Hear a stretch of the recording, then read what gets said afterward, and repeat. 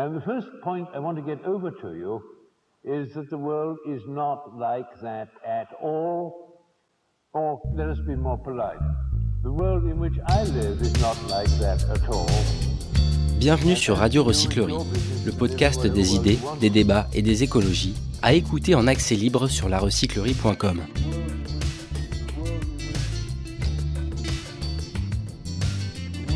Comment transformer radicalement le monde du foot ? La question est ouverte à l'occasion de cette grande conférence en marge de la Coupe du Monde au Qatar.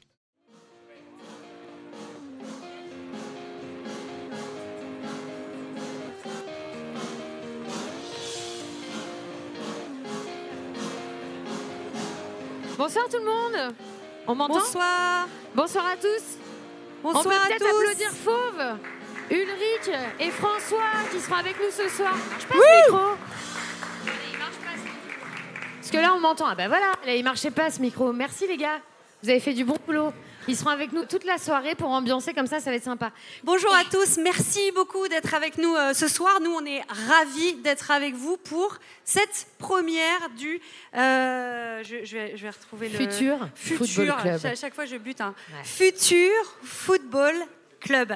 C'est le premier talk show hybride 100% foot et écologie.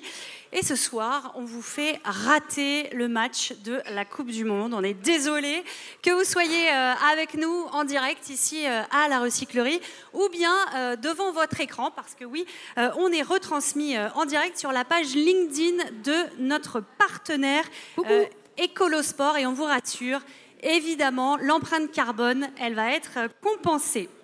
Alors hier, vous le savez, a débuté la Coupe du Monde de football au Qatar.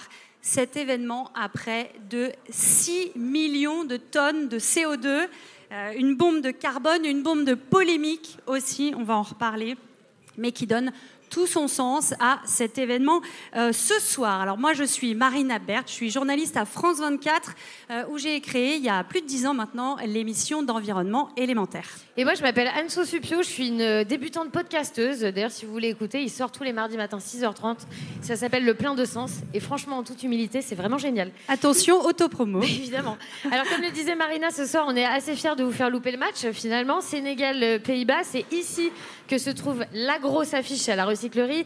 Il y aura des professionnels, des athlètes, agences, agents, entreprises engagées ou pas, acteurs publics, médias, tous ont accepté d'ouvrir la boîte de Pandore. Et il faut qu'on vous prévienne, avec Anso, on aime bien faire des jeux de mots un peu pourris. Surtout toi. Surtout moi. J'ai commencé tout de suite. Ce soir, il va y avoir du sport. Pourquoi cette empreinte carbone du foot ? Alors, des trajets en jet, des déplacements massifs de supporters, des stades ultra énergivores. Et on ajoute la diffusion des matchs à la télévision. Et donc, vous avez quoi ? Eh bien, vous avez le football, cancre de l'écologie. Alors, nous, on fait un pari ce soir. On fait le pari de changer tout ça.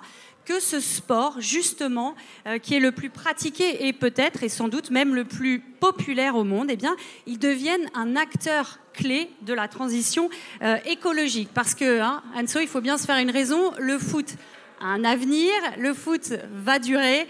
Et donc, à quoi peut-il ressembler à l'avenir ? Surtout, à quoi doit-il ressembler à l'avenir ? Moi, je pense que le mieux, c'est de passer la main aux spécialistes, aux passionnés, aux co-organisateurs, aux Zizou, Messi et Valbuena, des idées alliant valeurs sportives et écologie. Benjamin Adler, Gaël Clouzard et Benoît Sorel Desgerines, cofondateurs de Gamers. Applaudissez-les, les pauvres.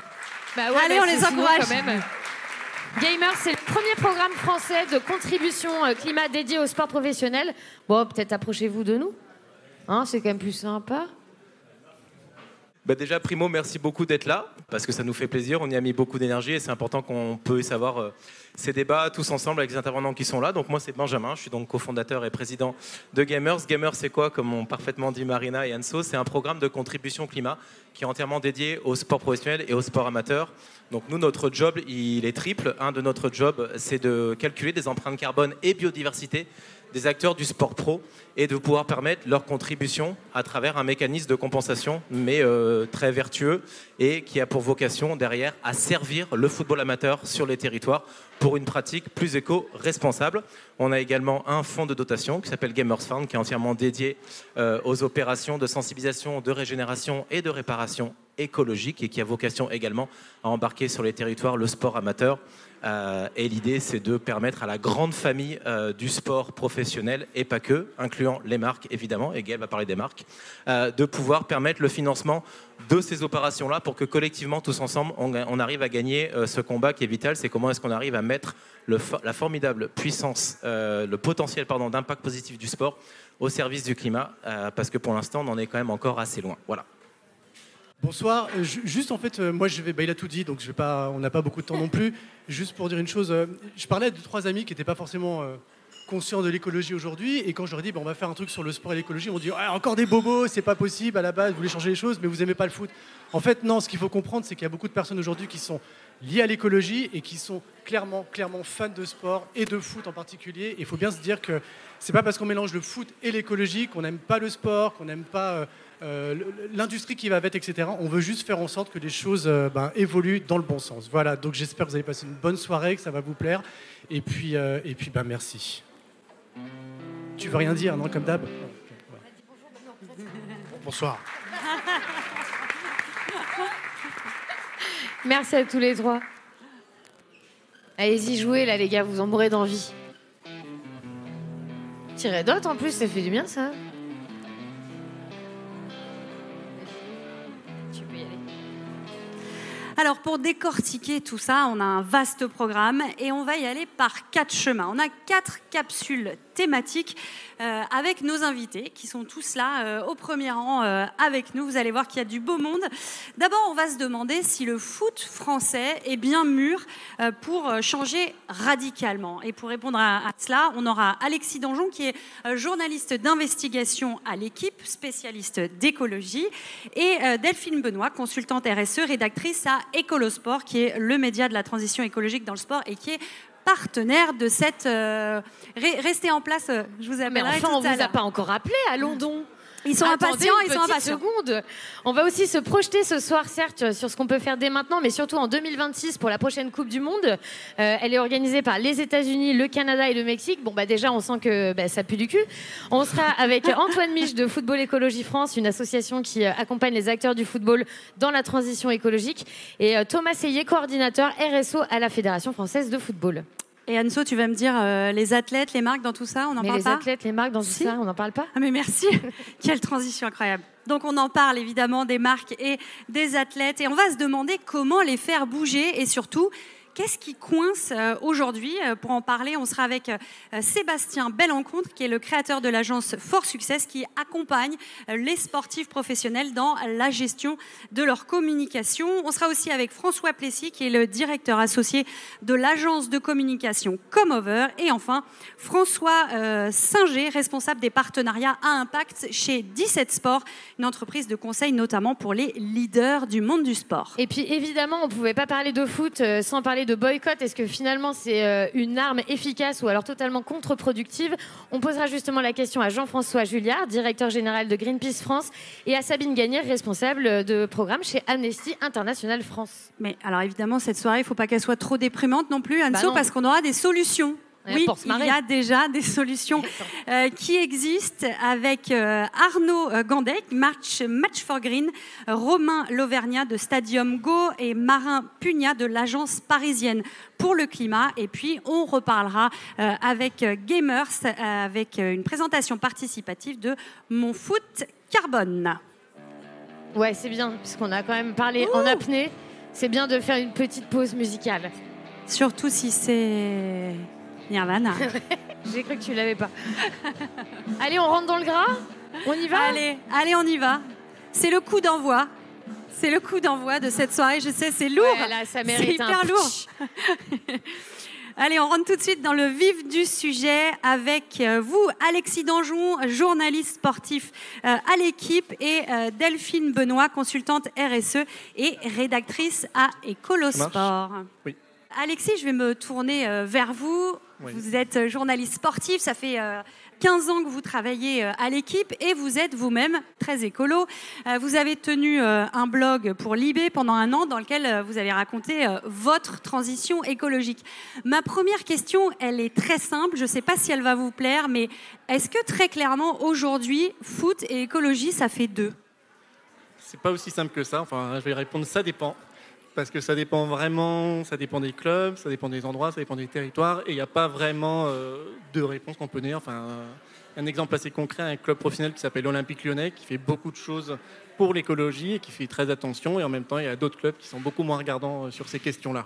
Donc le tableau, il n'est pas tout noir ou tout blanc. Exactement. Delphine, je me tourne vers vous. Vous avez une quinzaine d'années d'expérience dans le milieu sportif, expérience très variée. Vous êtes passé des instances fédérales aux grands événements sportifs internationaux. Aujourd'hui, vous accompagnez les acteurs du milieu sportif à placer la RSE au cœur de leur stratégie. Est-ce que vous faites le même constat qu'Alexis ? Est-ce que c'est pas tout noir ou tout blanc ? Oui, je partage la vision d'Alexis sur le sujet. On a des enjeux très forts dans le football, mais on a aussi beaucoup d'envie d'agir.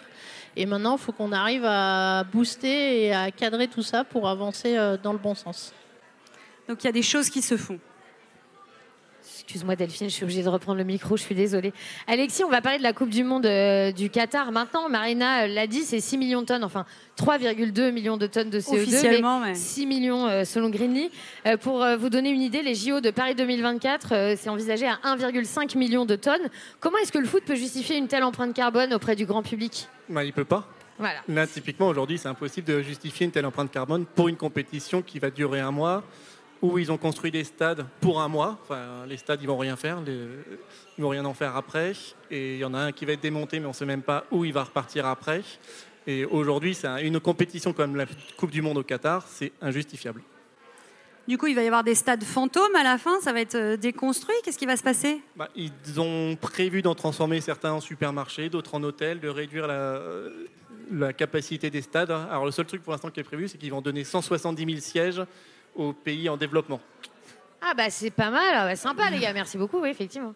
Ce qui est grand, c'est que j'ai vu une info tout à l'heure où il fait tellement froid dans les stades à cause de la clim que les gens ne restent même pas pour la deuxième mi-temps. Oui, c'est ça qui est visiblement, quand même énorme. hier soir, tout le monde était frigorifié. C'est magique, quoi. Ouais, c'est plus à cause du match. Ouais, peut-être aussi. Attention Alexis, c'est pas sympa ça. Delphine, j'aimerais qu'on parle de la France. La Ligue de foot professionnelle va bientôt rendre obligatoire le calcul carbone pour les clubs pro de Ligue 1 et de Ligue 2. Est-ce que ça peut être le point de départ de politiques efficaces de réduction carbone dans le foot pro français ? Oui, c'est important de mesurer son empreinte carbone, de connaître son impact et de pouvoir la suivre. Donc cette obligation va dans le bon sens pour obliger les clubs à se poser des questions et à se doter d'un outil de pilotage sur le sujet. Alexis, comment est-ce que vous expliquez sur cette question que le foot pro français, si on résume, soit pas vraiment au rendez-vous ? Il n'y a aucun club quand même qui a communiqué son bilan carbone, son empreinte écologique globale, et très peu, il faut le dire, bon, vous avez parlé de l'OL tout à l'heure, mais très peu ont une vraie politique RSE réelle et transformative. Est-ce que tout simplement les clubs n'ont pas assez peur, aucune crainte de perdre leurs supporters ? Compliqué comme question. Je ne sais pas si c'est vraiment lié aux supporters, en fait, ces questions-là. C'est plus une volonté. En fait, clairement, les clubs où il se passe quelque chose, c'est une volonté du haut et qui dit on se met sur ce créneau, on se met sur l'écologie. Enfin, c'est aussi le cas à Clermont-Ferrand. Il y a des clubs comme ça, on n'attend pas forcément. Même le PSG qui est beaucoup critiqué, ils sont en train de construire le centre d'entraînement le plus écolo de la Terre. Enfin, et qu'est-ce qui explique que certains clubs s'y mettent et d'autres pas du tout ? Ça dépend vraiment de son président. En général, c'est aussi simple que ça. C'est la sensibilité du président qui compte. Ouais. Et là, en l'occurrence, l'OL, le président, il a une vraie sensibilité. Oui, depuis 20 ans, c'est quelque chose qu'il habite et pour lequel il peut faire des choses. Et de toute façon, en plus, c'est un des seuls clubs qui a un responsable RSE en contrat. Et alors, en général, c'est les responsables communication qui font les deux boulots. Et l'OL, ils font quoi concrètement ? J'ai lu qu'ils avaient des panneaux solaires, qu'ils faisaient du covoiturage. Il y a des choses qui se passent et qui sont concrètes. Ce sera la suite, non ? Ce sera la suite. Ce sera la suite. Delphine, moi, j'aimerais bien qu'on parle de l'Angleterre, parce que moi, quand j'ai préparé cette émission, j'ai lu qu'il y avait des clubs anglais qui étaient assez avancés, bien plus qu'en France. D'ailleurs, Tottenham, Liverpool ou les Forest Green Rovers. Alors, on les connaît pas trop parce qu'ils sont pas de la Première Ligue, visiblement. Est-ce que très concrètement, la France, elle est en retard ? Clairement, oui, on est en retard. Alexis a souligné le fait qu'il manque de pilotes dans les clubs sur le sujet. Les Anglais, ils se sont donné les moyens humains et financiers d'agir sur le sujet et d'intégrer réellement cette vision dans la stratégie de développement du club. Ils sont en avance, ils calculent régulièrement leur empreinte carbone. Ça les aide à prendre des décisions par la suite. Et donc, du coup, ils sont un peu moteurs sur le sujet. Nous, on se pose encore la question de calculer notre empreinte carbone, et eux, ils sont déjà sur le développement du scope F, qui résume sur l'influence que le club sportif peut avoir sur la vie quotidienne de ses supporters, et pas uniquement le jour du match.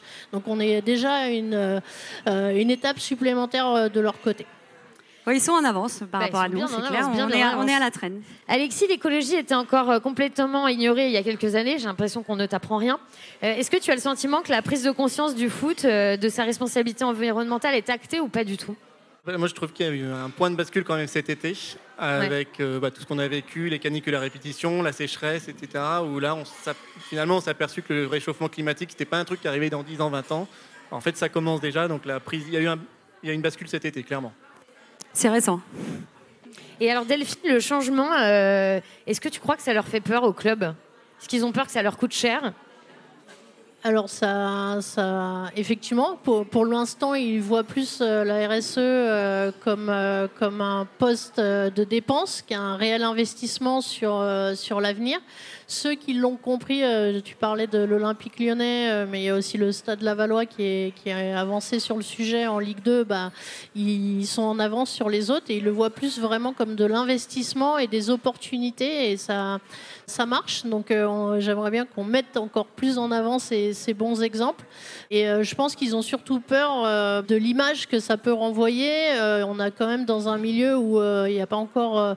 il y a beaucoup de supporters qui ont du mal à changer leur image du football et leur conception du football. On est habitué à voir un sport d'une certaine façon, et passer le filtre environnemental sur cette pratique sportive va remettre en cause forcément le sport tel qu'on connaît depuis toujours.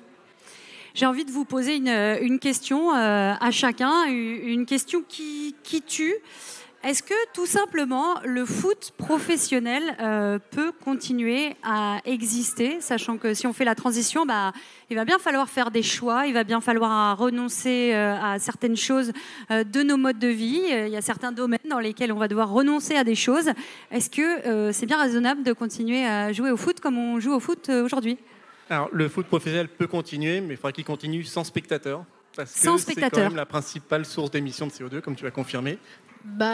Effectivement, il va falloir faire des choix. Après, je pense qu'il va falloir accompagner ces choix, et il va falloir revoir un modèle global. Mais tel qu'il est, il est de moins en moins acceptable. Et vous pensez vraiment qu'un foot sans spectateurs, enfin, je veux dire, le foot, moi je suis pas fan de... C'est vrai, on l'a vu avec des enregistrements sonores. Moins polluant que là. Comment ? Le foot a été très peu polluant pendant la saison à huis clos. Alors après, c'est un peu atroce. Clairement, les matchs à huis clos, c'est pas ce qu'on souhaite. Mais si on veut vraiment que le sport professionnel ne pollue plus, ça représente 80 à 90% des émissions de CO2, en fait, le déplacement des spectateurs. Mais il y a des solutions qui se mettent en place. Alexis vient de jeter un pavé dans la mare. Oui, il vient de alors jeter là... un froid, le mec. Truc de fou, quoi. Le foot sans spectateurs, ça va être gai. Pourquoi pas. Peut-être on pourrait se faire une petite pause musicale avec Ulrich et François, non ? Jouez-nous un petit bazar. Ça nous fera du bien. Merci en tout cas à tous les deux. Merci Alexis, merci Delphine. C'était vraiment super intéressant.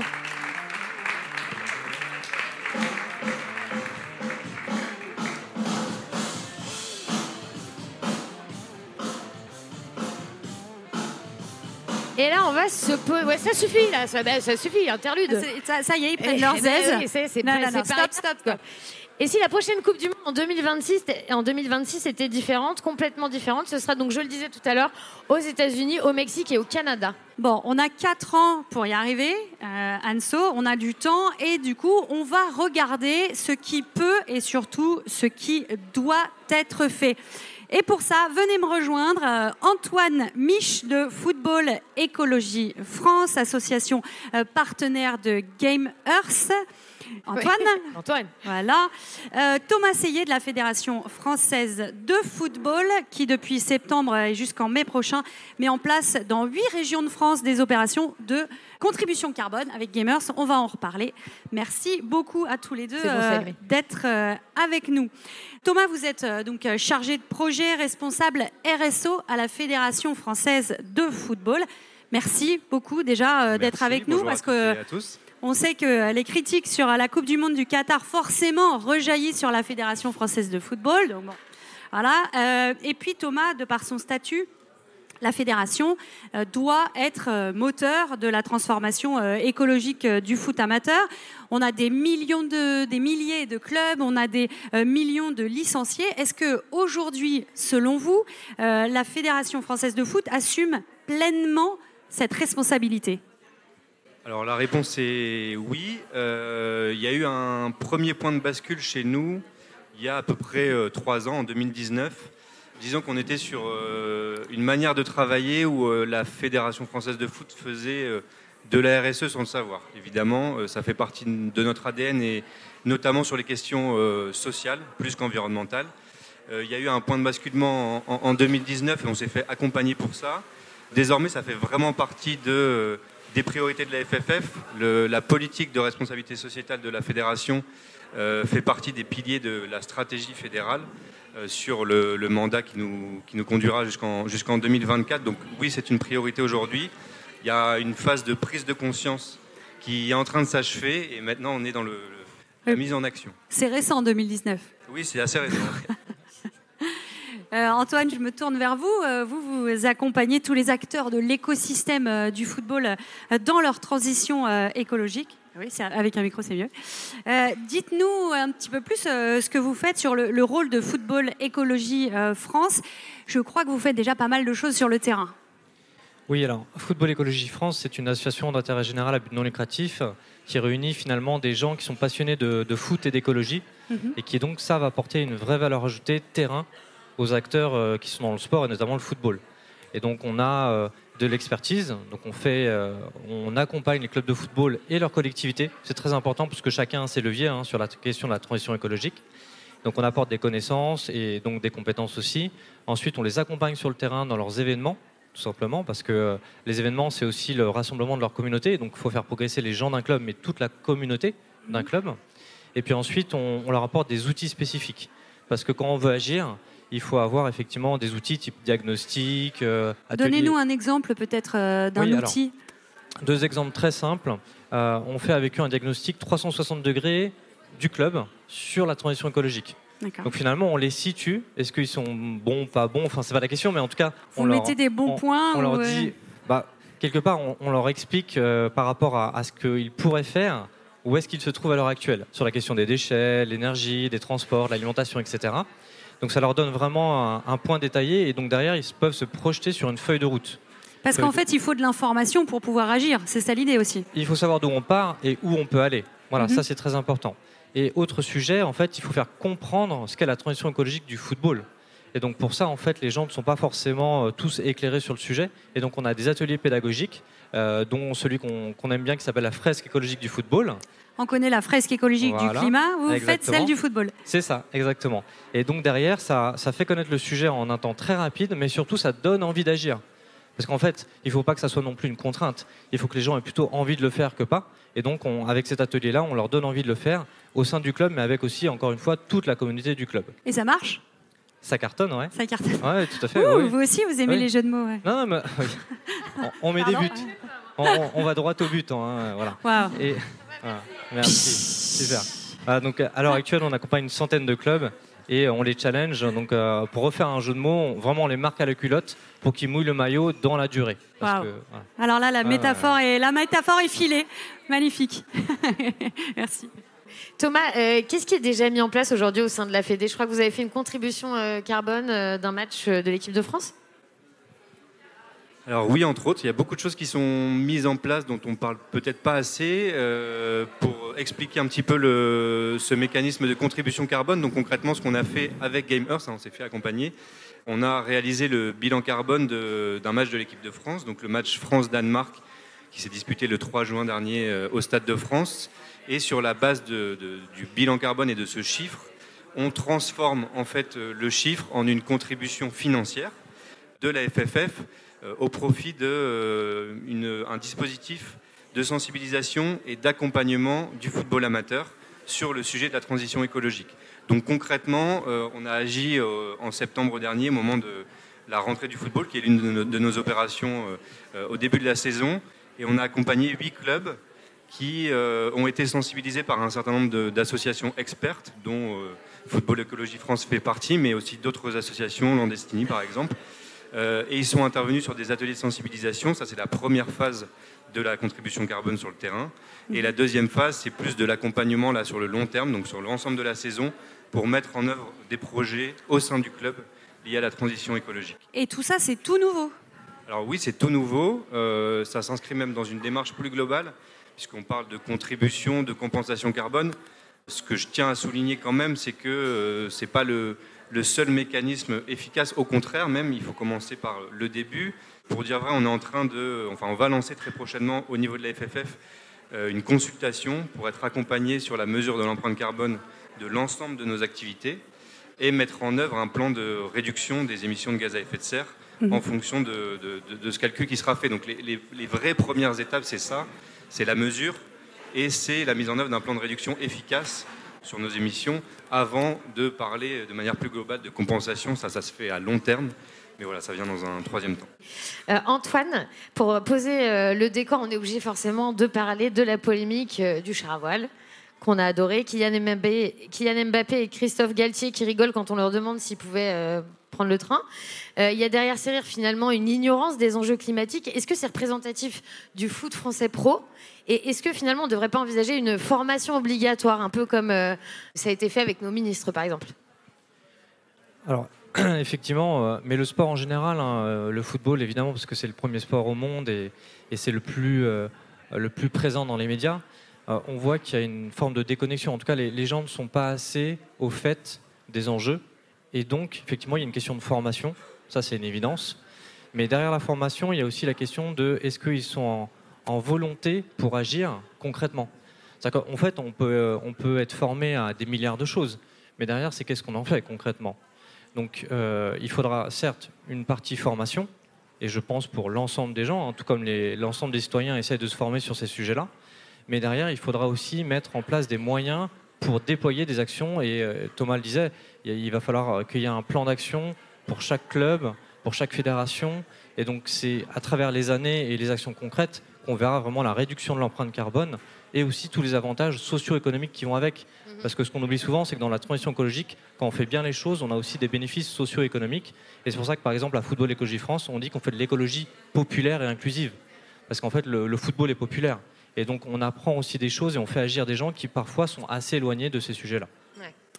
Antoine, j'aimerais bien qu'on parle d'argent, parce que c'est important quand on parle de foot et de transition. Est-ce que pour vous, la clé, elle est là ? C'est-à-dire qu'est-ce qu'il faudrait associer des conditions écologiques au financement dans le sport ?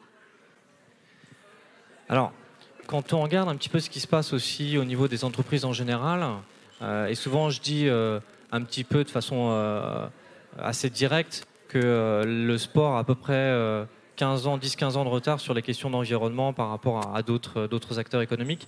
Oui, dans les dispositifs qui marchent, il y a toujours un lien avec la question de est-ce qu'on va construire un modèle qui va réduire l'empreinte carbone et globalement écologique, mais aussi qui va apporter des bénéfices économiques. Parce qu'en fait, sinon, pour les gens, c'est presque impensable de se dire qu'ils vont perdre quelque chose qui va être leur moteur, sans être convaincus qu'il faut faire l'effort sur un sujet qui est nouveau pour eux. Donc oui, forcément, il faut savoir coupler la question économique et la question de transition écologique. Après, il y a des débats infinis sur la question croissance, décroissance, etc. Je pense que tout le monde a son avis sur la question.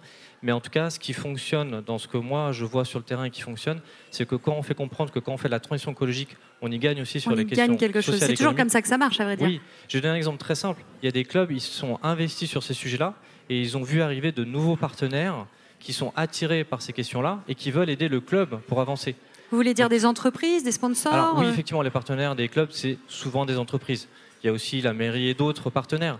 Mais souvent, les clubs ont des sponsors. Et ces sponsors, parfois, s'attachent, enfin, en tout cas, se rattachent à un club parce qu'il y a un projet, pas qu'un projet sportif, mais parfois aussi un projet extra-sportif. Donc, pour un club, devenir écolo, ça peut aussi vouloir dire attirer des nouvelles marques. Oui, tout à fait, bien sûr. Avec parfois des choses assez innovantes, oui, tout à fait. Est-ce que justement, c'est pas la bonne chose à faire, que ce soit plus juste la bonne volonté des clubs et que ça devienne plutôt une obligation? Est-ce que ce serait pas la chose à faire? Il y aura toujours une partie obligation via la réglementation. Ouais. Il y a un cadrage général de toutes les activités. On est en France, chaque citoyen, chaque acteur économique est encadré. Il y a une loi. Et dans le sport, il y a des lois aussi qui sont liées au ministère des Sports et tous les autres ministères. Donc oui, il y aura forcément une nécessité d'évolution des lois. Et on l'a vu ces dernières semaines sur la question, par exemple, de la sobriété énergétique. Ouais. Voilà. Qu'est-ce que le sport en général, et là en l'occurrence aujourd'hui le football amateur, le football professionnel, peuvent faire pour contribuer à la sobriété énergétique? Et forcément, il va falloir qu'on touche aux lois sur comment fonctionne le football en général, comment on organise les événements. Et donc, oui, il y aura une partie contraignante. Ça, c'est sûr. J'en étais sûre. Thomas, est-ce qu'il est possible d'introduire des critères environnementaux exigeants, voire très exigeants, dans le cahier des charges des événements sportifs, qui soient locaux, nationaux ou internationaux? Alors oui, c'est possible et c'est même déjà le cas. On peut s'appuyer à différents niveaux d'organisation des événements sur des outils qui sont existants. Au niveau national, il y a quelques années une charte qui a été créée par le ministère des Sports et WWF, qui s'appelle la charte des 15 engagements éco-responsables des organisateurs d'événements sportifs, sur laquelle s'est par exemple appuyée la Coupe du Monde 2019, la Coupe du Monde féminine qui a eu lieu en France, et du coup qui travaillait avec la FIFA sur l'organisation de cette Coupe du Monde. Et les cahiers des charges, à vrai dire, des instances donc de la FIFA et de l'UEFA sont de plus en plus exigeants sur la question. Pour vous donner un exemple précis, la France vient de candidater, donc via la FFF, à l'organisation de l'Euro 2025 féminin en France, et un tiers du cahier des charges est dédié à ces questions-là de durabilité de l'événement, avec des critères assez stricts sur tous les sujets que comprennent. Vous avez un exemple à nous donner concrètement? Alors oui, typiquement la question des transports, on en a parlé tout à l'heure, qui est essentielle. Dans notre dossier de candidature, on a une manière de répondre à cette question des transports en choisissant ce qu'on appelle des clusters. Donc on a décidé d'associer deux villes assez proches l'une de l'autre pour faire se réaliser notamment les matchs de poule sur ces clusters. Pour que les gens aient moins de trajets à faire? Exactement, les gens et les équipes, les spectateurs et les équipes. Et il y a un choix, il y a un parti pris qui est assez fort, puisque ces clusters se situent d'ailleurs plus dans la partie nord de la France, donc le sud n'a pas de stades qui sont concernés par le dossier de candidature, mais justement pour insister sur cette proximité des stades dans l'organisation de l'événement. Donc ça, c'est un exemple parmi d'autres, et c'est quand même en train de très vite changer sur cette question-là. C'est couillu de dire cluster quand même à notre époque. Si vous aviez du coup une seule priorité, Thomas, ce serait quoi? 4 ans pour changer le foot et avoir une Coupe du Monde 2026 au top du top exemplaire? Il y a différents enjeux sur les événements internationaux, on vient d'en parler, mais effectivement continuer à durcir ces cahiers des charges en se concentrant sur, si on parle d'empreinte carbone, les postes les plus émissifs, donc effectivement les transports et la construction des stades, des infrastructures.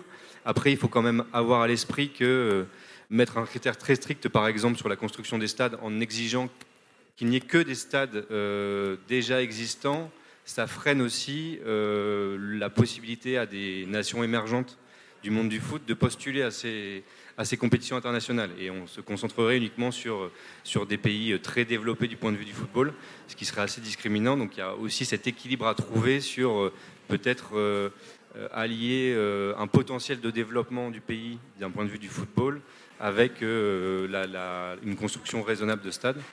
Et puis peut-être au niveau du football amateur, pour changer les choses, alors ça nous concerne directement évidemment, mais on n'a pas des moyens illimités, mais justement faire en sorte, on parlait des moyens dans les clubs pro tout à l'heure, que les clubs amateurs notamment, qui sont 14 000 en France, disposent de moyens réels sur cette question des problématiques environnementales et notamment de référents en interne. Le problème aujourd'hui, c'est que les clubs sont des toutes petites associations avec des bénévoles qui ont énormément de questions à gérer, déjà en lien avec l'organisation simple de la pratique. Et donc, il leur faut des moyens pour intégrer aussi ces questions-là dans la gestion du club au quotidien. Antoine, le mot de la fin, c'est pour vous, de cette capsule. Selon vous, qu'est-ce qui doit monter en puissance pour 2026 ? Alors, il y a beaucoup de choses parce qu'en fait, les acteurs ont des leviers très différents. Quand on parle d'un ministère, d'un club, d'une fédération, des supporters, c'est très très différent en termes de leviers. Ce qui est certain, c'est que là, en cours, on a une consultation nationale citoyenne où on récupère un petit peu l'information des citoyens, qu'est-ce qu'ils pensent sur football et transition écologique. Et on voit qu'effectivement, les grands acteurs sont obligés de bouger. Voilà, les citoyens pensent que les fédérations, les grandes instances et les grands clubs doivent se mobiliser et être vraiment exemplaires, ça c'est évident. Mais ce qu'on essaie de faire aussi, c'est qu'un supporter, une supportrice passe à un état d'éco-supporter, éco-supportrice. Donc finalement, le supporter, la supportrice, à travers sa pratique du sport et à travers le club qui va encourager, peut se mobiliser. Et donc, comment on va pousser finalement des centaines de millions de supporters chaque semaine, parce qu'en fait, le football, c'est ça, on ne l'a pas en tête, mais c'est des centaines de millions de personnes chaque semaine. Oui, c'est pas seulement la Coupe du Monde, évidemment. Oui, non, voilà. Et donc, c'est comment on fait basculer ces centaines de millions de personnes en éco-supporters. En éco-supporters, en éco-supportrices. Voilà. Et donc, souvent, ça passe quand même par la pratique de leur sport et aussi le club où ils sont rattachés. Merci beaucoup. Merci juste, à tous je me les permets deux. de rebondir là-dessus parce que Antoine parle d'éco-supporterisme. Il y a une petite expo des panneaux que vous avez vus derrière. C'est en lien avec le match dont je parlais tout à l'heure, le match du 3 juin. C'est une exposition sur le climat qu'on a affichée, donc qui a été créée par Game Earth et qu'on a affiché pour les supporters lors du match de l'équipe de France au Stade de France en juin. Merci beaucoup. On vous laisse. Vous pourrez aller regarder ces tableaux après. Merci à tous les deux. Merci beaucoup. Merci beaucoup. On voit bien, on a des pistes sur ce qui doit changer, ce qui doit être fait. Alors évidemment, le problème, c'est qu'il y a beaucoup d'acteurs. Il y a des fédérations, il y a des clubs, il y a les supporters, on vient d'en parler.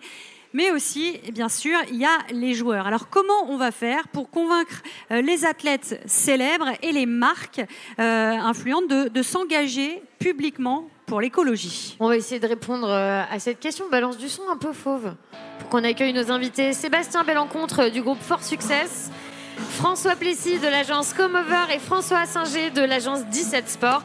Venez nous rejoindre. Ah, tu laisses ta place? Ouais, allez. Bon, bah, moi, je reste dans l'égoïsme. Bonsoir. Je vais me balader un peu. Merci à tous les trois d'être avec nous. Sébastien, vous accompagnez les sportifs professionnels dans la gestion de leur communication. On n'est clairement pas tous égaux face à l'écologie, notamment les sportifs, on le sait, dont les sensibilités divergent entre eux. Est-ce que cantonner les stars du foot dans un rôle d'athlète, ça les freine dans toute envie de prendre publiquement la parole sur l'écologie? Bonsoir. Effectivement, ils ont pour beaucoup pas mal de difficultés à prendre la parole parce que alors il y a différentes raisons, pardon. La première sur le sujet de l'environnement, c'est comme pour beaucoup, certainement le manque de connaissances, le manque d'informations. Ils ont parfois aussi pas le temps forcément d'aller la chercher, mais effectivement il faudrait qu'ils le fassent. Néanmoins, ils ont un niveau de connaissance qui est très disparate en fonction, mais relativement faible pour la majorité d'entre eux. Voire ils ont un mode de vie... Ouais, ça on en parlera après, mais effectivement, d'abord le manque de connaissances, donc cette crainte de manquer de légitimité à en parler, et puis aussi parce que ils ont peur de la critique, très clairement. Mais quelle critique? La critique de l'opinion publique, celle de déjà dire que on va plus communiquer par souci d'une action de communication justement qu'une vraie authenticité à s'engager dans une cause. D'être taxé de greenwashing. Exactement, très clairement. Et puis aussi, peut-être qu'on leur reproche d'avoir à la fois ce discours-là et qu'en même temps, ils aient une vie professionnelle et dans une moindre mesure une vie personnelle qui soit un peu à l'encontre de ce discours. Donc toutes ces choses-là font que c'est difficile pour eux de prendre position, d'en parler. Alors moi, je pense que ça va venir. On parlait de formation tout à l'heure. Je pense que plus que de la formation, il va falloir éduquer plus jeunes pour qu'ils aient les bons réflexes, qu'ils aient déjà l'information. Et puis, je pense aussi qu'il faut plus encourager que critiquer. C'est-à-dire que on dit souvent quand les choses sont mal faites, mais parfois il y a des choses qui sont faites. Ils n'en parlent pas toujours d'ailleurs. Et je pense que c'est notre réflexe à nous aussi, citoyens, c'est de les encourager pour qu'ils jouent ce rôle de leader d'opinion qu'on attend de leur part. Voilà, plus que justement de les bâcher dès qu'ils font quelque chose, même si parfois ils le font mal ou pas toujours bien. Je crois qu'on a tous aussi ce comportement-là. On essaye de bien faire, mais parfois on ne fait pas toujours bien, en tout cas parfaitement bien. Mais c'est mieux effectivement de les encourager. François Singer, la question de la légitimité se pose aussi pour les grosses marques qui financent le sport, avec lesquelles vous travaillez pour 17 Sports. Est-ce que la peur des accusations de greenwashing, c'est le principal frein? Pour les marques Oui, et ce qu'on constate en général, c'est que parfois les marques sont eux-mêmes pas formées sur ces enjeux d'éco-responsabilité. Nous, on parle avec pas mal de sponsors de l'écosystème sportif, et c'est vrai que on aime bien les challenger. Est-ce que vous avez les gouvernances de ces marques, par exemple? Est-ce que vous avez lu des extraits du rapport du GIEC? Est-ce que vous connaissez les 9 limites écosystémiques planétaires? Est-ce que vous avez fait des fresques du climat dans vos entreprises? Et ils vous regardent avec des gros yeux? Avec des gros yeux, mais surtout avec intérêt. Pourquoi? Parce qu'ils sont eux-mêmes challengés par leurs consommateurs, par exemple, ou par leurs collaborateurs. Donc ils sont obligés de s'y mettre. Une fois qu'ils s'y mettent, c'est intéressant, ils vont challenger les clubs dans lesquels ils sont partenaires. Et si le club ne démontre pas une politique d'éco-responsabilité, une stratégie bas carbone, par exemple, à l'horizon 2030, ils pensent peut-être à retirer leurs investissements financiers. C'est pour ça que c'est important pour les clubs de s'y mettre, parce que demain, ils subiront des pertes financières. Et j'ajouterais même qu'on a déjà aujourd'hui des marques engagées à impact qui décident de ne pas investir dans le sport professionnel et dans le football professionnel, parce qu'elles considèrent le football professionnel comme étant du greenwashing, ce qui est à nuancer. Mais il y a déjà des pertes financières de plusieurs millions d'euros de certains secteurs de l'écosystème sportif aujourd'hui. Donc il faut qu'elles se transforment et il faut qu'elles intègrent de façon sincère et incarner ces notions d'éco-responsabilité. François Plessis, est-ce que vous sentez un vent frais d'envie d'environnement et de nouveaux récits dans les politiques RSE des marques et entreprises qui comptent dans le sport? Bonjour. Pas vraiment, je dirais. Non, pas de vent frais. Non. Je pense que la première chose que les marques doivent comprendre quand elles investissent ce sujet-là, sur le foot et l'écologie, c'est que le social bashing arrivera de toute façon.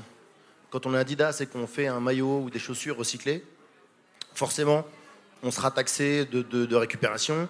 Et je pense que c'est déjà une de nos premières missions, c'est de leur faire comprendre ça, que de toute façon, il y aura toujours un social bashing, parce que l'écologie, c'est un sujet complexe, très, très englobant, avec beaucoup de facettes, et qu'on ne pourra jamais être clean sur tout de suite, et que la stratégie des petits pas est mieux que rien du tout.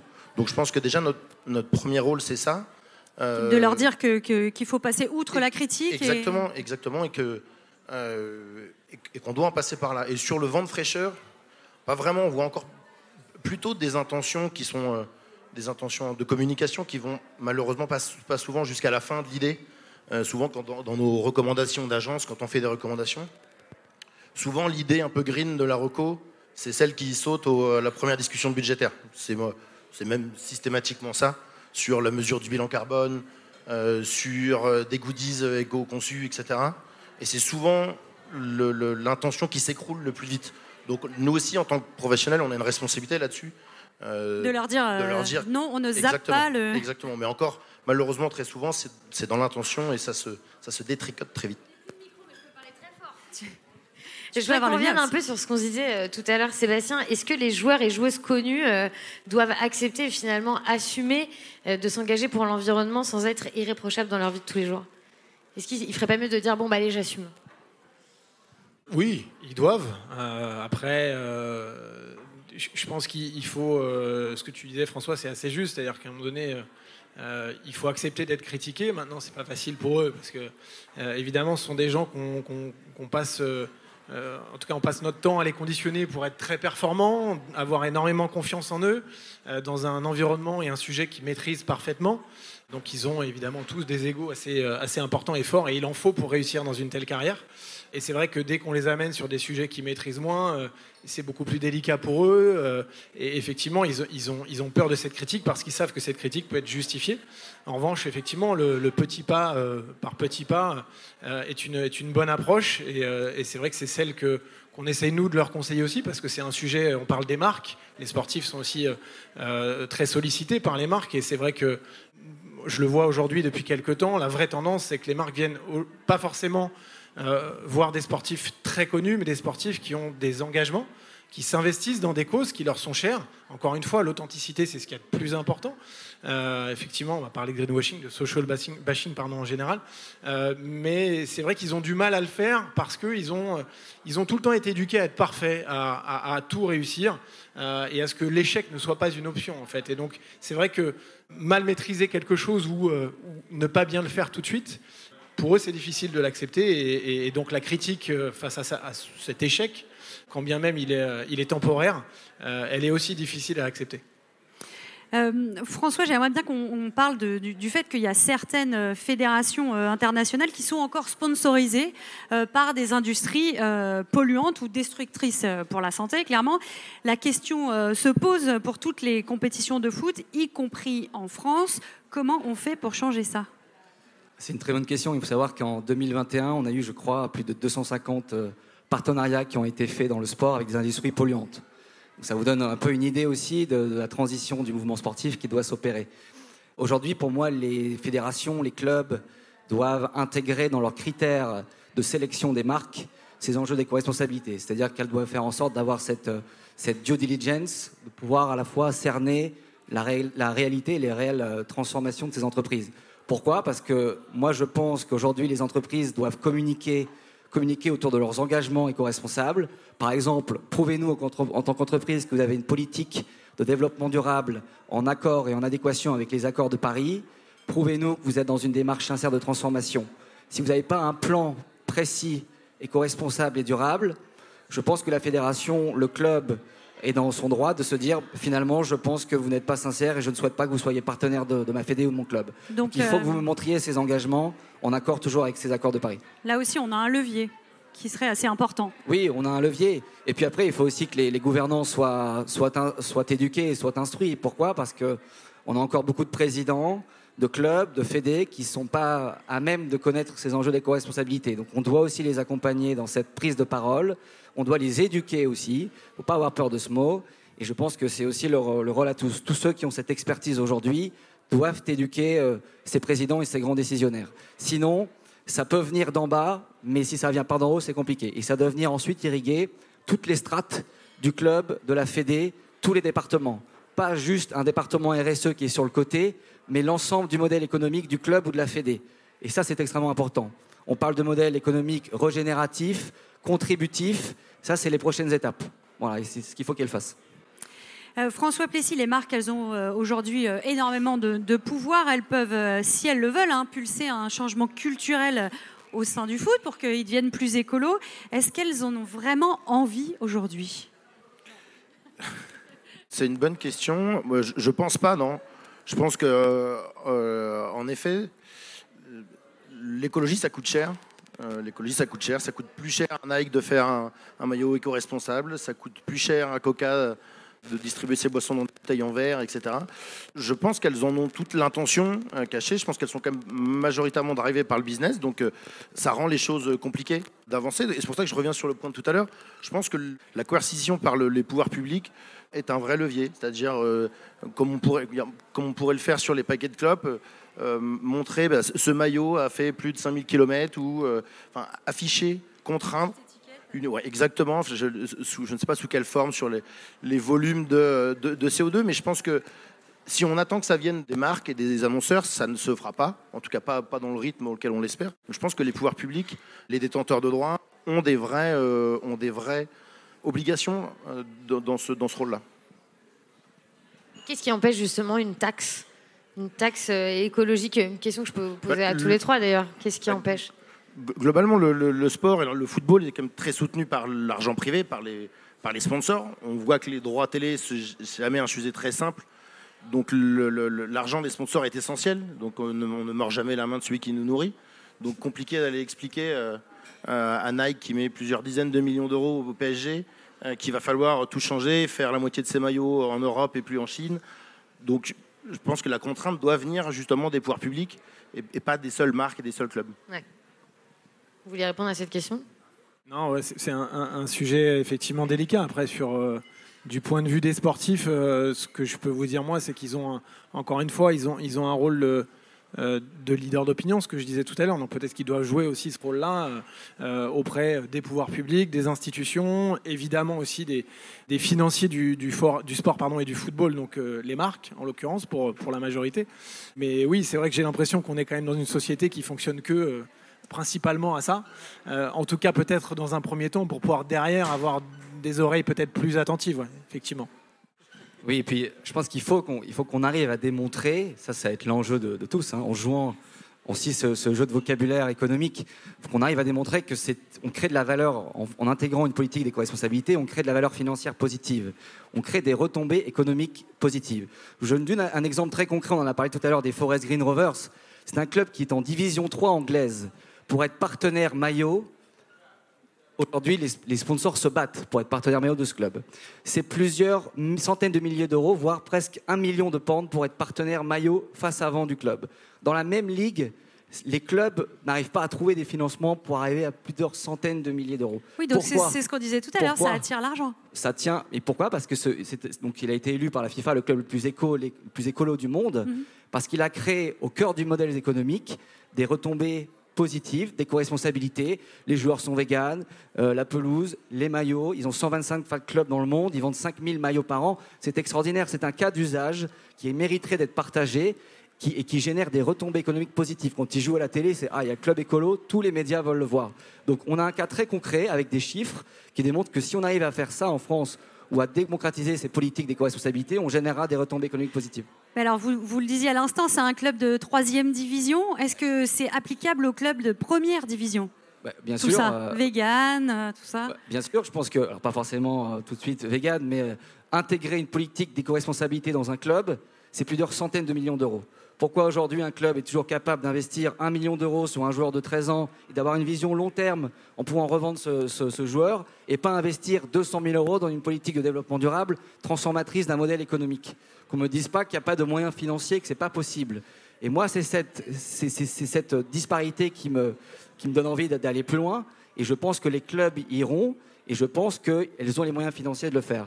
Et ça leur générera des nouveaux partenaires, des fans engagés, une image de marque, etc. etc., etc. Et je ne vous parle pas de leur impact pour le bien commun. On œuvre pour le bien commun derrière tout ça. Ce n'est pas que des retombées financières pour du financier. Et quand elles le comprendront, je pense que tous les clubs intégreront des politiques d'éco-responsabilité. J'en suis certain. Et ça pourra faire boule de neige. Merci beaucoup à tous les trois. Merci d'avoir été avec nous. Je vous laisse regagner vos places. Et moi, je retrouve ma chaise. Merci. Rassieds-toi. Non, il marche plus. On va en venir au rôle des ONG dans la transformation du football. Leur voix se fait entendre particulièrement en ce moment, en amont de la Coupe du Monde du Qatar et pendant. Campagne publique, contestation, dénonciation, voire boycott. Est-ce nécessaire ou contre-productif ? J'appelle tout de suite Jean-François Juillard, Greenpeace France, et puis Sabine Gagné aussi d'Amnesty International France. Venez nous rejoindre, asseyez-vous, bienvenue. Merci beaucoup Vous passez un bon moment d'être avec nous. C'est bien alors. Jean-François, j'aimerais que vous nous donniez la position officielle de Greenpeace sur le boycott de la Coupe du Monde au Qatar. Vous ne réclamez pas l'annulation pure et simple des mondiaux de foot ou de ce genre d'événements, mais vous avez quand même appelé les responsables politiques et les personnalités à ne pas se rendre sur place. C'est quoi votre position ? Ouais, c'est compliqué, ça fait des mois qu'on y réfléchit et on essaie surtout d'être efficace et d'avoir un impact, parce qu'on peut se faire plaisir en appelant au boycott dans tous les sens, mais si ça ne change rien, finalement, ce n'est pas forcément efficace. Et puis, donc notre position, pour commencer par ça, notre position aujourd'hui, c'est d'appeler au boycott des personnalités politiques et publiques. C'est-à-dire qu'on demande, en gros, aux responsables politiques, aux chefs de gouvernement, de ne pas se rendre au Qatar pour ne pas apporter leur soutien à cette Coupe du Monde au Qatar. Donc très clairement pour la France, on demande à Emmanuel Macron de ne pas aller au Qatar Il va y aller pendant ou pas cette Coupe du Monde. On le sait. Il a dit qu'il irait si la France était qualifiée pour les demi-finales, je crois. De toute façon, je ne vois pas comment il n'irait pas, vu les enjeux politiques, économiques, diplomatiques entre la France et le Qatar. Ça me paraît très compliqué qu'il n'y aille pas. Mais justement, c'est parce que c'est très compliqué que ça aurait du sens et que ça aurait du poids. Bien plus que tout un tas d'autres types de boycotts, à commencer par le boycott par des supporters, qui est compliqué à mettre en œuvre, qui n'apporterait pas forcément l'efficacité ou l'impact escompté et qui surtout quelque part serait injuste parce que le foot c'est aussi des millions de personnes, des centaines de millions de personnes. C'est de la joie le foot aussi. C'est de la joie, c'est des moments d'apaisement, des moments de retrouvailles parfois et tout. Et puis surtout, finalement, on demanderait à des supporters un peu partout sur la planète de s'engager là où les responsables politiques ne l'ont pas fait avant. Et c'est pas la faute des supporters si la Coupe du Monde elle se passe au Qatar. On n'a jamais consulté qui que ce soit sur le fait, en tout cas le grand public, sur le fait que la Coupe du Monde se passe au Qatar. Donc on trouve que ce serait quelque part injuste. C'est pour ça qu'on appelle plutôt les personnalités politiques et puis les personnalités publiques, ça veut dire des stars, des personnalités, des acteurs, des actrices, des chanteurs, des chanteuses, de montrer l'exemple, des anciens sportifs. Il y a tout un tas de sportifs qui ne vont pas jouer, qui vont aller à la Coupe du Monde, à la Coupe du Monde au Qatar. N'y allez pas, ça aurait du sens et ça aurait du poids, selon nous. On en a parlé au début de cette table ronde. Les impacts environnementaux de cette Coupe du Monde 2022, ils sont colossaux, on les connaît. La casse, elle est déjà là. Comment on peut... Je rappelle que les organisateurs, entre guillemets, parlent d'une Coupe du Monde neutre en carbone. Donc j'imagine que ça vous fait rire jaune. On est un peu dans le pire du greenwashing. Là, comment on fait pour limiter cette casse maintenant ? Ouais, en fait, ça nous fait plus rire du tout, finalement. Parce que c'est trop grave, parce que l'urgence climatique, elle est là, elle est présente partout, et qu'aujourd'hui, on puisse se permettre encore comme ça de parler de neutralité carbone, de compensation carbone pour un événement comme celui-là, ça devient réellement scandaleux. C'est-à-dire qu'on est au-delà du greenwashing, on est au-delà de la communication publique. D'ailleurs, je crois qu'ils avaient mis en place des programmes de compensation carbone et qu'il y avait 2, 3, 5 petits pourcents qui étaient réellement dans les faits appliqués. Oui, mais surtout, faut garder en tête ce que c'est la compensation carbone. C'est quand même l'une des plus grandes arnaques de ce siècle. C'est-à-dire que, en gros, les organisateurs de la Coupe du Monde de Qatar disent qu'il va y avoir 3,6 millions de tonnes de CO2 émises pendant l'événement. C'est certainement plus que ça, mais à la limite, au-delà du chiffre, ces émissions de CO2, elles partent dans l'atmosphère, elles contribuent au réchauffement climatique. On n'a pas de baguette magique pour les rattraper au moment où elles s'envolent. On n'a pas de pouvoir de les annuler. Donc la compensation carbone, ça consiste à faire croire qu'on annule ce qu'on vient d'émettre. Ce n'est pas vrai. C'est-à-dire, on parle souvent de la plantation d'arbres, par exemple. Planter des arbres, au mieux, c'est 50 ans, 60 ans, voire un siècle, pour que l'impact carbone puisse permettre de dire que ça a compensé à un moment donné les gens qui ont pris l'avion. On le rappelle, un arbre qui vient d'être planté... Il n'absorbe rien. Et puis pendant ce temps, on continue d'avoir des événements qui, eux, émettent du carbone et de dire on va compenser ce carbone-là. Donc c'est vrai que ça ne marche pas, quoi. Alors comment on fait pour limiter la casse ? Alors on ne peut plus limiter la casse. Pour celle-ci, on ne peut plus limiter la casse. Je ne vois pas comment, à part demander aux spectateurs qui vont se rendre sur place et qui n'ont pas encore pris leur billet d'avion de ne pas le faire, de ne pas monter dans l'avion. Mais encore une fois, on va pénaliser les supporters et c'est pas forcément l'objectif premier. Donc on ne peut plus limiter la casse. Maintenant, ce qui compte, c'est comment on limite la casse pour les prochaines. Comment on fait en sorte qu'enfin, dans les attributions d'organisation, d'événements de ce type-là, soit la Coupe du Monde de foot, mais la Coupe du Monde de rugby, les Jeux Olympiques, tous ces grands événements mondiaux sportifs, comment on fait en sorte qu'enfin, on prenne sérieusement en compte la question de la protection de l'environnement ? Comment on fait en sorte que ce soit un critère éliminatoire et pas simplement une valeur ajoutée ou un supplément d'âme dans l'attribution de la Coupe du Monde ? Comment c'est possible que le Qatar ait pu obtenir la Coupe du Monde alors qu'on savait très bien que l'impact carbone serait important. Comment on fait en sorte que la prochaine, vous l'avez dit tout à l'heure, en 2026, qui va être États-Unis, Mexique, Canada. C'est absurde. En termes de déplacement, je ne sais pas comment ils vont gérer ça, sauf à faire des poules qui vont être dans certaines régions. Mais pareil, ils parlent de passer, enfin c'est pas qu'ils passent, ils ont décidé que la Coupe du Monde, on passerait de 32 équipes à 48 équipes. Donc ça veut dire 48 équipes, ça veut dire encore plus de déplacements, encore plus de supporters qui vont venir, encore plus de joueurs qui vont se déplacer. On est toujours dans cette espèce d'inflation, on veut toujours plus d'événements, toujours plus de participants et on n'y arrive pas, quoi. Voilà. Est-ce que finalement, ce serait pas mieux d'arrêter de jouer au foot alors ? Non. Puis moi, je joue au foot pendant 25 ans, je vais pas vous dire ça. Non, c'est bien de jouer au foot, mais en revanche, faut arrêter de penser qu'on peut avoir toujours plus de compétitions, toujours plus de déplacements des supporters, toujours plus d'événements internationaux comme cela. On n'a pas forcément besoin d'avoir une Coupe du Monde à 48 équipes au lieu de 32. On n'a pas besoin de passer la Coupe du Monde au lieu de tous les 4 ans, à tous les 2 ans, comme certains le voudraient. On n'a pas besoin de la Ligue des Nations, dont tout le monde se fiche, même les supporters de foot, et qui ne sert à rien. On n'a pas besoin d'une Champions League avec encore plus d'équipes et tout ça. Il faut arrêter ça, faut arrêter cette surenchère comme ça des compétitions. Pour vous, qu'est-ce qu'on peut faire pour alléger l'empreinte carbone du foot ? Est-ce que justement il faut jouer moins au foot, comme vous le disiez à l'instant ? C'est ça la réponse numéro 1, c'est arrêter cette espèce de surenchère ? Moi, je pense, oui, qu'il faut arrêter cette surenchère, limiter le nombre de compétitions, réduire le nombre de participations à ces compétitions, relocaliser les choses. On peut aussi, alors pour une Coupe du Monde de foot, je ne sais pas si c'est possible, mais par exemple sur les Jeux Olympiques, on pourrait dire que les Jeux Olympiques, dorénavant, c'est à Athènes, parce que ça fait sens dans l'histoire, et tous les 4 ans, il y a les Jeux Olympiques à Athènes. Et on ne les déplace plus partout dans le monde. Déjà, ça limiterait les constructions de stades, d'enceintes et tout ça, et ce serait plus simple à gérer.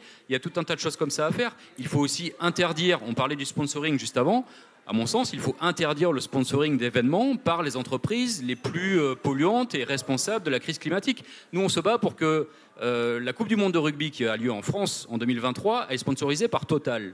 Comment est-ce que c'est possible encore qu'en 2023, à l'heure où on ne cesse de parler de la crise climatique partout, on accepte que la Coupe du Monde de rugby elle soit sponsorisée par Total ? Je rappelle, la Coupe du Monde de rugby, il va y avoir les équipes de Samoa, Tonga, Fidji, 3 pays qui sont amenés à disparaître dans les décennies à venir à cause de la crise climatique. Et Total va sponsoriser cet événement-là. Enfin, je veux dire, en termes de cynisme, on ne peut pas faire mieux. Sabine, je me tourne vers vous. Évidemment, le foot doit avoir une éthique écologique, on en parlait avec Jean-François, mais aussi une éthique tout court. On en vient évidemment aux droits humains avec vous. Est-ce que je vais vous donner mon micro, ne vous inquiétez pas, est-ce que vous avez appelé au boycott ? Alors, Amnesty International n'a pas appelé au boycott à proprement parler, et en même temps, on laisse tout à chacun et chacune le soin de faire ses choix personnels en conscience. Nous, la politique qu'on mène à l'occasion de ces grands événements sportifs, c'est plutôt d'essayer d'attirer la lumière à cette occasion-là, parce qu'on le voit d'ailleurs, et fort heureusement, les médias parlent de la Coupe du Monde au Qatar, enfin, j'ai envie de dire, et c'est grâce à la mise en lumière de cet événement mondial que nous, on peut faire notre travail de dénonciation sur les questions de violation de droits humains. Donc nous, ce qu'on cherche à faire, c'est d'améliorer les conditions de travail sur le terrain et de faire en sorte que les travailleuses et les travailleurs migrants qui sont au Qatar actuellement puissent travailler dans des conditions dignes et respectueuses des droits humains. Quel est l'impact, selon vous, des campagnes de boycott ? Est-ce que ça marche ? Est-ce que ça fonctionne ?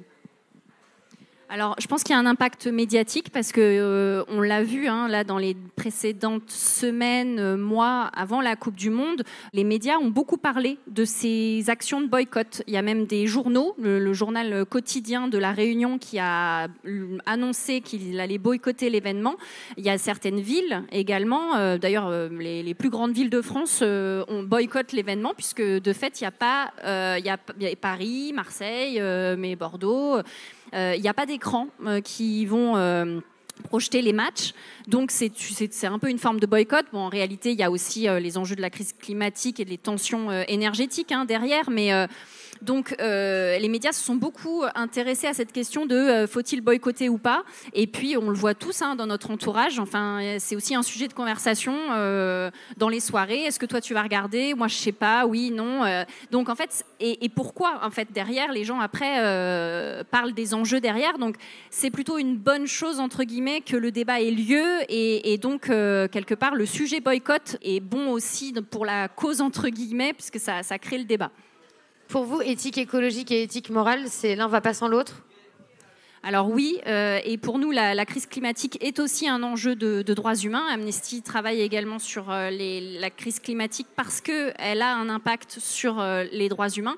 Et évidemment, ça ne va pas sans l'autre. Et en fait, cet événement, il est assez emblématique du fait que les enjeux sont liés, parce qu'on le voit, il y a des enjeux environnementaux et des enjeux éthiques. Et c'est emblématique presque de ce lien-là, en fait. Ouais, tout à fait. Est-ce que vous pouvez nous parler, vous avez créé un kit d'action, une pétition, entre autres, avec le hashtag Ramener la coupe à la raison.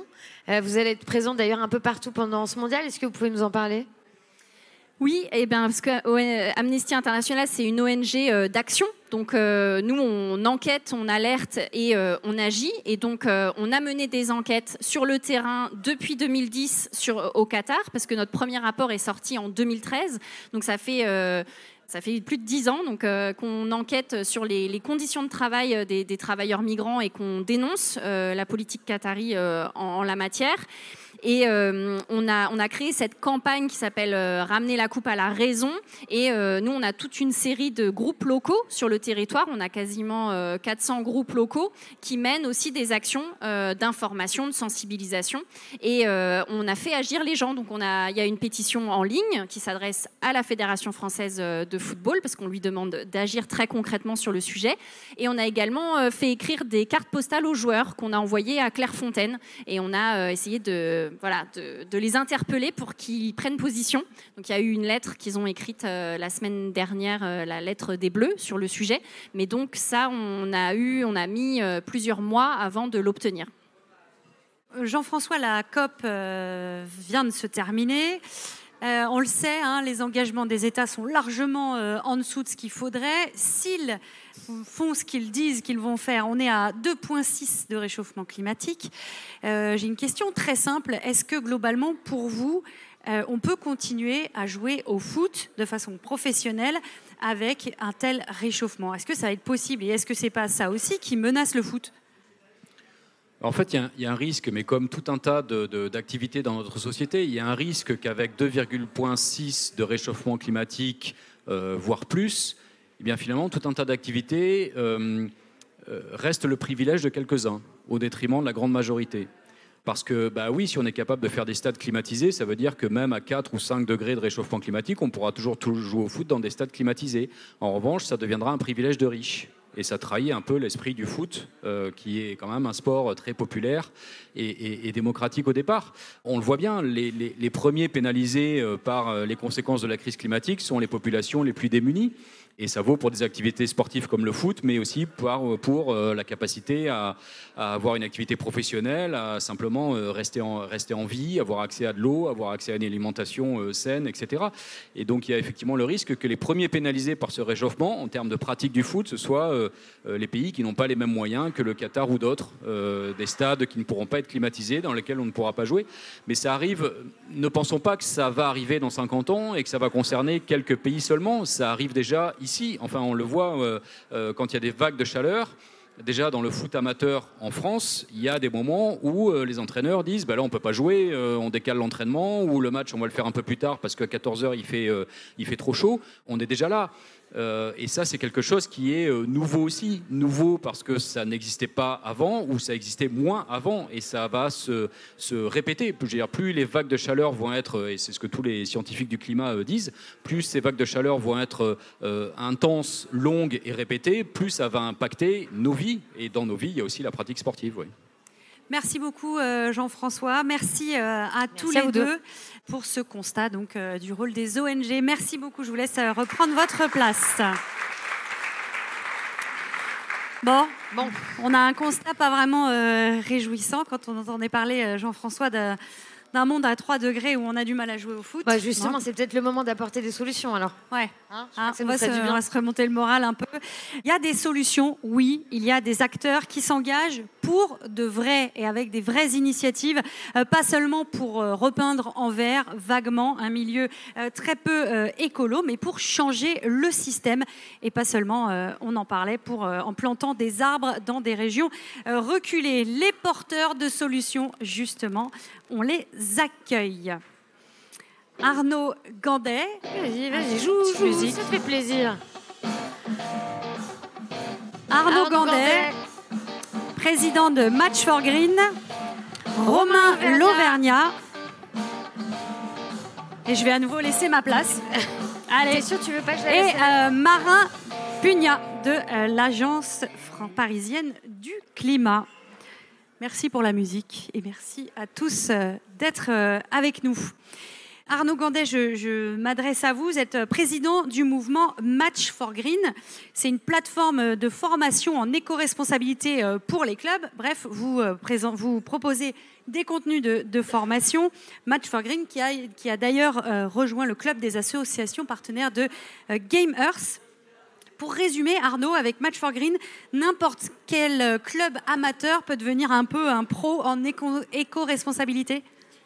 Je ne sais pas s'il peut devenir un pro. En tout cas, il peut s'améliorer. Il peut s'améliorer, puis surtout, il peut acquérir des compétences qui lui permettent de passer à l'action.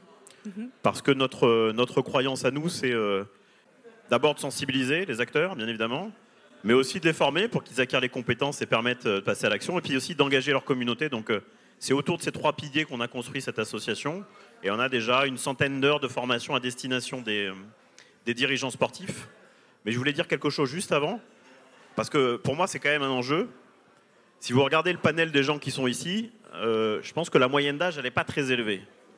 Et c'est vrai, il n'y a pas beaucoup de têtes blanches là. Et le vrai sujet de la transformation écologique dans le mouvement sportif, c'est aussi la transformation de la gouvernance du mouvement sportif. Parce qu'on parlait des fédérations. Je pense que la moyenne d'âge des fédérations, des présidents de fédérations, est légèrement supérieure à celle de cette salle-là, et que les enjeux écologiques, pour eux, sont loin derrière. Donc je pense qu'on a un vrai sujet aussi de nettoyer par le haut, entre guillemets, sans vouloir être désagréable, mais en tout cas diffuser des messages qui soient beaucoup plus positifs et embarquer une forme de combat à récupérer des postes stratégiques pour passer à l'action et des décisionnaires. Et puis il y a un enjeu par le bas, bien évidemment, en transformant les clubs, qu'ils soient amateurs et professionnels, parce qu'on a beaucoup parlé des clubs professionnels ce soir, mais ça n'est que 2% des clubs, 400 000 associations sportives en France. Et si on veut être en capacité de former les dirigeants associatifs et bénévoles, il faut aussi des outils qui soient très flexibles et qui ne soient pas non plus trop chronophages en temps. Match for Green, ça fonctionne comment? Alors Match for Green, c'est une association qui vous permet de passer à l'action. Il y a un peu plus de 1000 clubs qui sont engagés dans un processus de formation, un peu plus de 15 collectivités. Donc collectivités, fédérations, clubs, comités, ligues. On a différents acteurs et différentes typologies et on essaie de s'adapter. On a les contenus de formation qui sont disponibles et en fonction des acteurs, soit on crée des sessions de formation de 10 heures, de 15 heures, de 20 heures en fonction du temps qu'ils ont, avec du présentiel, du distanciel, pour essayer de s'adapter le plus possible à la problématique de temps, qui est la vraie problématique des dirigeants sportifs aujourd'hui. Ils n'ont pas le temps d'apprendre à être écolo? C'est-à-dire que dans la pratique sportive traditionnelle, un club sportif, il est là pour apprendre une activité physique ou pour faire pratiquer une activité physique, pour travailler aussi sur des sujets d'éducation, et on essaye d'y revenir très souvent. Et quand on leur parle de rentrer dans des sujets de transformation écologique, de sport santé, de sport à l'école, de sport en entreprise, on pourra en parler, de la véritable raison d'être du club sportif, parfois on a l'impression de parler chinois. Et donc il faut apporter des outils qui soient le plus simple possible, le plus digeste possible, pour les inciter à passer à l'action. Et puis surtout, encore une fois, et on l'a dit très souvent, il faut que ce soit des messages très positifs. C'est-à-dire qu'il faut qu'on aille dans de l'engagement positif, dans des choses qui donnent le sourire et puis qui amènent aussi des financements. Et je crois leur montrer ce qu'ils peuvent y gagner. Exactement. Je crois qu'une des clés, c'est leur montrer qu'on peut gagner de l'argent, qu'on peut justifier de l'argent qu'on reçoit, parce qu'on l'a dit et on le répète quand même, c'est important, c'est 70% du financement du sport en France, c'est de l'argent public. C'est les collectivités qui donnent des subventions à leurs clubs pour, a priori, apprendre aux enfants à pratiquer un sport.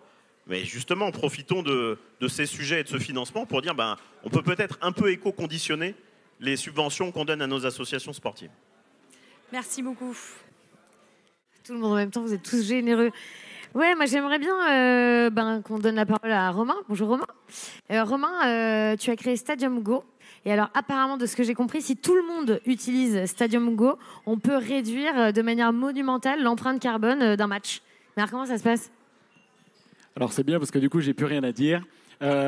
Effectivement, on s'attaque au plus gros levier, puisque pour situer un peu le problème, 70% du bilan carbone d'un club, c'est représenté par les déplacements de spectateurs, dont on fait probablement tous partie aujourd'hui. Donc concrètement, comment on fait ? On accompagne les clubs à utiliser un levier qui est déjà existant et qu'ils connaissent bien, le covoiturage, en créant notamment des activations avec leurs supporters.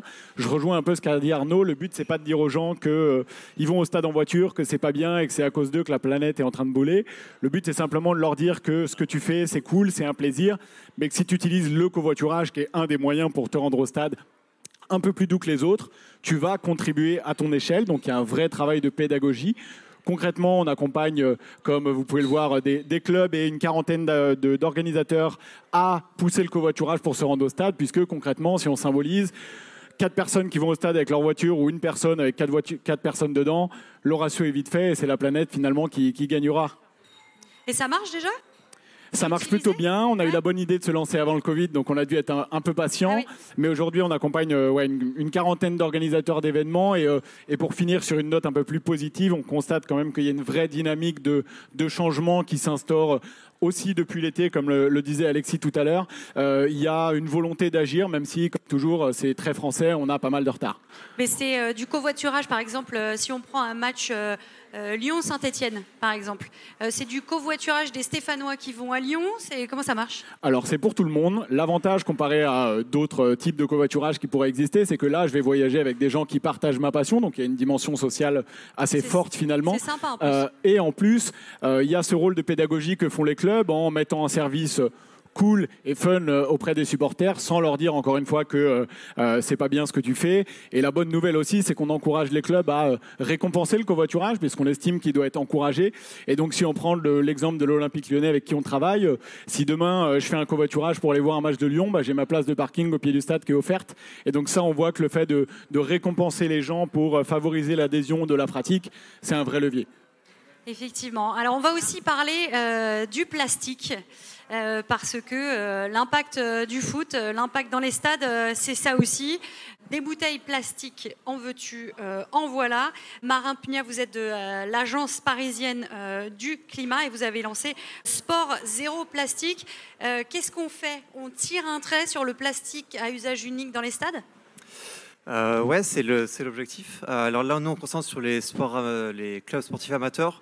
Donc c'est vrai qu'on ne parle pas tant de ce qui se passe dans les stades que ce qui se passe en fait au quotidien. C'est vrai qu'aujourd'hui, on a beaucoup parlé des clubs sportifs et du déplacement des supporters. Mais comme vous l'avez dit, la plupart des clubs, c'est des clubs amateurs. La plupart des sportifs en France sont des sportifs amateurs. Donc ça veut dire quoi ? Ça veut dire ne venir au stade avec sa gourde ? Ça veut dire en fait, même dans la pratique, ce qu'on voit aujourd'hui, c'est qu'on a suivi vraiment un centre sportif qui reçoit entre 2500 et 3000 personnes par jour. Ça fait environ 17 000 bouteilles de plastique par an. Et là, c'est dans le cadre de l'entraînement. En effet, la première mesure, c'est venir avec sa gourde.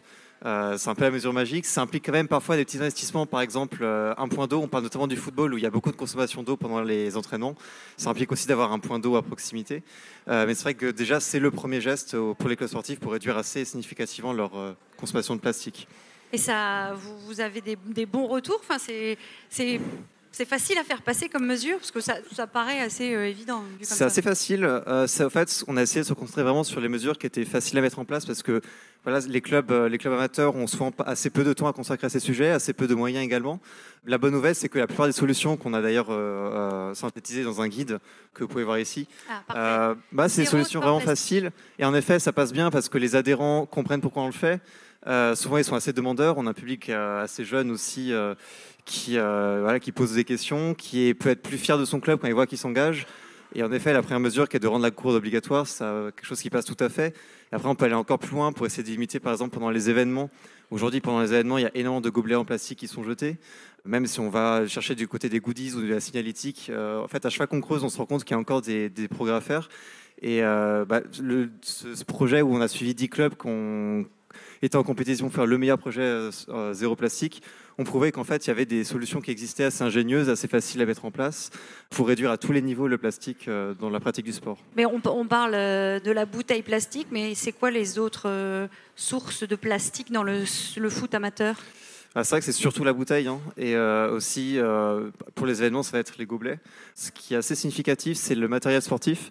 Il y a l'ADEME qui estimait que, alors ça comprend tous les sports, mais qu'il y avait environ 100 000 tonnes de matériel plastique qui était jeté par an. Donc c'est assez significatif. Et donc là, on peut encourager, via par exemple des bourses au matériel sportif, on va inciter sur une allée sur l'autre les nouveaux adhérents à acheter du matériel auprès des anciens adhérents pour essayer d'avoir une boucle finie. Également essayer d'avoir un matériel qui va être plus durable. On a par exemple un club de tennis de table qui a changé ses raquettes pour avoir des raquettes en matériaux recyclés. Donc là aussi, le matériel qui est un enjeu important. Bon, il faut se débarrasser du plastique dans le foot, dans le sport en général et dans la vie en général, effectivement. Merci beaucoup à tous les trois. Je vais accueillir à nouveau Benjamin. Benjamin de Gamers. Merci. Avec Charles Adrien Louis, cofondateur du cabinet BL Evolution. Alors on a envie, Benjamin, d'en savoir plus sur Mon Foot Carbone. De quoi s'agit-il ? L'idée, c'est qu'il y a un calculateur généraliste qui s'appelle Nos Gestes Climat. Donc j'aime bien faire ce petit sondage à chaque fois pour voir à quel point Nos Gestes Climat est populaire. Qui ici a déjà fait le calcul carbone de son empreinte carbone annuelle dans l'exercice de sa vie ? Ah ouais, non, sur un public... Ok. C'est pas représentatif peut-être. Ok. Alors attendez, là je vais vous caler. Qui a fait la même chose dans la pratique de son sport en tant que sportif amateur sur Mon Match Carbone ? Non mais moi je vais le faire demain. Ah, tu le fais demain ? Moi je vais le faire demain. Donc du coup, nous, quand on a lancé le fonds de dotation de Gamers, la première opération qu'on a fait, c'était de développer Mon Match Carbone avec Charles Adrien de BL Evolution, qui est un petit frère de Nos Gestes Climat, qui permet à n'importe quel sportif amateur de pouvoir calculer son empreinte carbone dans la pratique de sa passion, comme on peut le faire dans sa vie personnelle. Et sur la base de ce Mon Match Carbone, quand on a travaillé avec la Fédération française de football, on leur a proposé de faire un autre petit frère qui s'appelle Mon Foot Carbone et qui permet à n'importe quel footballeur du dimanche. Alors un footballeur pro peut le faire, mais le questionnaire n'a pas spécialement été conçu pour lui, mais qui permet à n'importe quel licencié ou joueur de loisirs de pouvoir non seulement comprendre. L'idée de ça, c'est qu'il ne faut pas se leurrer. Une fois qu'on a un chiffre, ça ne fait pas grand-chose.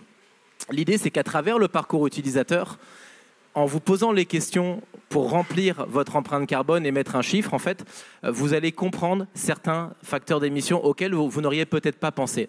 Et en fait, c'est à travers le parcours utilisateur, finalement, qu'on sensibilise plus que sur le chiffre, parce qu'une fois que je vous ai dit que vous étiez à 0,6 tonnes, ça ne vous dit pas grand-chose. Donc, il y a un autre travail qu'il va falloir faire après dans une V2 et qu'on fera avec Charles Adrien, c'est comment est-ce qu'on arrive à transformer un chiffre en une réelle compréhension. Et c'est ce qu'on essaie de faire là sur le bilan carbone avec la Fédé. Voilà. Donc, Mon Foot Carbone, le challenge est très simple. En moins de 5 minutes, vous allez comprendre votre empreinte carbone à travers vos équipements et textiles, à travers vos déplacements, à travers vos ustensiles, votre nourriture évidemment, et surtout à travers votre empreinte digitale. Parce que souvent, on l'oublie, et c'est une empreinte qui sort de l'équation.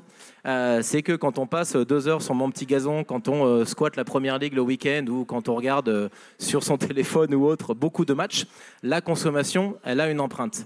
Vu que vous êtes tous des pros de Nos Gestes Climat, vous avez tous conscience de l'empreinte carbone des clouds en général et des data centers, évidemment, tout ça sert aussi au streaming et au streaming de la consommation de sport, et en particulier de foot. Voilà. Donc cet outil-là, on l'a développé pour qu'il puisse se répandre et faire en sorte que, grosso modo, déjà au moins les 2 millions de licenciés de la fédération puissent l'utiliser, et surtout avoir cette faculté-là de sensibilisation. Voilà. Et ça prend moins de 5 minutes, donc je vous invite à le faire pour ceux qui jouent au foot. Pour ceux qui ne jouent pas au foot, mais qui jouent autre chose, genre au beach volley par exemple, suivez mon regard, vous avez Mon Match Carbone, donc n'hésitez pas. Et je vais laisser la parole à Charles Adrien pour une transition, parce que qui dit empreinte digitale de consommation, en fait, ce qui est super intéressant, c'est que quand on a fait le calcul carbone de France-Danemark avec BL, on s'est aperçu que un des gros postes, si ce n'est le premier, c'était la diffusion et la consommation sur écran. Parce que depuis le début, à juste titre, on parle beaucoup de mobilité, d'alimentation, de merchandising à travers le sponsoring. Mais il y a une réalité aussi qu'on oublie souvent, et elle n'est pas tout le temps prise en compte, c'est l'empreinte carbone du visionnage télé. Et je laisse Charles Adrien expliquer. Oui, je crois que tu as dit déjà pas mal de choses. Pour expliquer simplement, des personnes qui regardent la télé, c'est des télés allumées, et des télés allumées, ça consomme de l'énergie. Alors l'énergie, elle a beau être faiblement carbonée, elle a quand même encore une empreinte carbone. Et puis dès qu'on parle de matchs internationaux, il y a des spectateurs qui sont dans des pays où l'électricité est beaucoup plus carbonée. Et tout ça a une empreinte. Et changer ses téléviseurs, ça a aussi une empreinte, il faut construire. En fait, on se retrouve avec tout ce qu'il y a derrière l'industrie médiatique qui va autour du football. Et en fait, ce qu'on a trouvé avec les chiffres, ce qui se voit dans le match France-Danemark, ce qui se voit aussi dans la plateforme Mon Foot Carbone, où en fait, on peut se rendre compte qu'en étant simplement téléspectateur, en restant tout le temps sur son canapé, on peut avoir une empreinte pire que le footballeur du dimanche qui va pratiquer le sport sur le terrain de sa commune. Mais ce qu'on se rend compte, en fait, c'est quelque chose qu'on aurait pu tout à fait intuiter. Aujourd'hui, l'industrie médiatique qui va autour du football est beaucoup plus carbonée que le football de Pelé ou de Cruyff, Pourquoi ? Parce qu'il y a ces médias qui vont autour. Parce que c'est plus simplement 50 000 ou 60 000 spectateurs dans les matchs, mais parce que c'est des cinquantaines de millions, des centaines de millions de téléspectateurs qui regardent ça. Alors c'est vrai qu'une télé, c'est pas énorme en termes d'empreinte carbone, mais ça, fois 50 millions, c'est ça qui crée quelque chose d'important. Et d'ailleurs, tout à l'heure, on parlait un petit peu du boycott des grandes villes qui ont interdit les écrans géants. Bon, c'est bien pour lancer le débat, c'est bien, etc. Mais en fait, dans la réalité, le meilleur geste qu'on peut avoir en tant que téléspectateur, c'est de se mettre à plusieurs derrière une télé. Donc vous ne pourrez pas le faire dans les grandes villes, mais faites-le chez vous, invitez vos potes, regardez les demi-finales, les finales à plusieurs derrière un écran et pas seul derrière plusieurs écrans, votre télé qui diffuse le match et votre ordinateur pour discuter avec les copains. Voilà, j'espère que c'est clair. Mais du coup, je terminerai juste. Donc, du coup, on a beaucoup parlé de covoiturage avec Romain à juste titre. Donc, du coup, peut-être que la compréhension de cet enjeu-là peut lancer d'autres campagnes, comme par exemple le covisionnage, pour arriver à essayer de réduire cette empreinte-là. Voilà. Évidemment, ça ne veut pas dire qu'en faisant ça, on ne doit pas réduire les autres postes dont on a parlé. Et c'est pas fromage ou dessert. Évidemment, c'est pas le but du propos ici. Voilà. Merci beaucoup, Benjamin. Merci beaucoup, Charles-Adrien. On les applaudit. Merci beaucoup.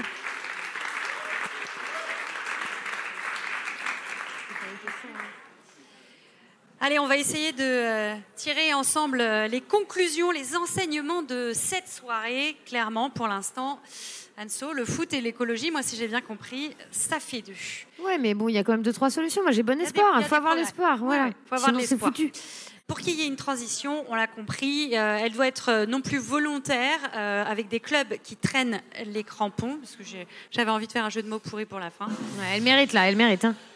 Mais elle doit être réglementaire. Le foot, qui rassemble des milliards de fans, peut être, ou plutôt doit être, un tremplin pour la transition dans le sport. Est-ce qu'on ne se ferait pas une petite session de questions ? Peut-être que vous avez écouté beaucoup de gens discuter avec nous et que vous vous êtes dit « Ah tiens, elles ont posé des très bonnes questions, elles sont en plus sublimes, mais on a des questions à poser. » Enfin, je vous enlève les mots de la bouche, je crois. Voilà, si vous avez des questions à poser, en tout cas, moi, je veux bien me déplacer pour vous apporter le micro. Moi, j'avais une question concernant l'impact des sportifs amateurs versus des sportifs pros. Et l'écologie, on voit souvent qu'il y a une très faible population qui va avoir un impact énorme. Et pour autant, on va essayer de faire en sorte que ce soit les individus qui aient des éco-gestes. Et j'étais curieux de savoir, dans le sport, c'est quoi la proportion d'impact du sportif pro versus du sportif amateur ? Est-ce que finalement, il ne faudrait pas concentrer les efforts vers le sportif pro, si jamais c'est la même représentation que riche-pauvre voilà. Alors, j'essaye de répondre. J'ai pas d'éléments de comparaison, justement. Enfin, on n'a pas fait les calculs. Après, il y a deux choses. Quand on travaille sur le club amateur et le sportif amateur, évidemment, son empreinte, notamment carbone, est très faible comparée à celle du sportif pro. Maintenant, nous, notre volonté, c'est de travailler sur la masse.